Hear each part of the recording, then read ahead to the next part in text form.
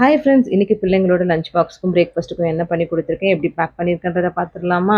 நேற்று நைட்டே பையன் வந்துட்டு இந்த வீக் ஃபுல்லாகவே ஃபுட்பால் மேட்ச் இருக்குது, அதனால் வந்துட்டு ப்ராக்டிஸ்க்கு போகணும். 5:30க்கு ஸ்கூலுக்கு கிளம்பிடுவாமான்னு சொன்னதுனால 4:30 போலவே இருந்து லஞ்ச் ப்ரிப்பேர் பண்ணவும் ஸ்டார்ட் பண்ணிட்டேன். இன்றைக்கி சிம்பிளான மெனு தான். இன்றைக்கி புளி சாதம் பண்ணிவிட்டு கூட தொட்டுக்கு எக் ஃப்ரை தான் பண்ணலான்னு சொல்லிட்டு பிளான் பண்ணியிருந்தேன். நான் புளியோதரைக்கு ஃபஸ்ட்டு பார்த்தீங்கன்னா ஒரு ட்ரை பேனில் மிளகு, சீரகம், கடலப்பருப்பு, உளுத்தம்பருப்பு, காஞ்ச மிளகாய், தனியா, கொஞ்சம் வெந்தயம், கருவேப்பிலை, கொஞ்சம் எள்ளு போட்டு ட்ரை ரோஸ்ட் பண்ணி நல்லா அரைச்சி எடுத்துக்கிட்டேன். ஒரு கடாயில் கொஞ்சமா எண்ணெய் விட்டுக்கோங்க.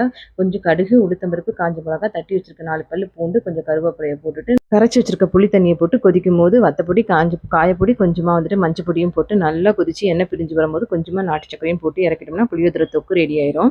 இப்போ வந்துட்டு அரைச்சி வச்சிருக்க பவுடரையும் போட்டுட்டு கொஞ்சமா எண்ணெயில வேர்க்கடலையும் கடலை பருப்பையும் போட்டு நல்லா பொரிய விட்டு எல்லாம் சேர்த்து கலரணும்னா இப்போ சூப்பரான புளி சாதமும் ரெடி ஆயிரும். எக் ஃப்ரை பண்ண கூட டைம் இல்லாதனால அப்படியே கொடுத்து விட்டு பையனை அனுப்பிச்சிட்டு தான் எக் ஃப்ரை பண்ணி பாப்பாக்கு லஞ்ச் பேக் பண்ணேன். இன்னைக்கு ஸ்நாக்ஸுக்கு பார்த்தீங்கன்னா அவங்க அப்பா ஊர்லேருந்து வாங்கிட்டு வந்த இந்த ஸ்நாக்ஸ் தான் இன்னைக்கு ஸ்நாக்ஸ்க்கும் பேக் பண்ணியாச்சு.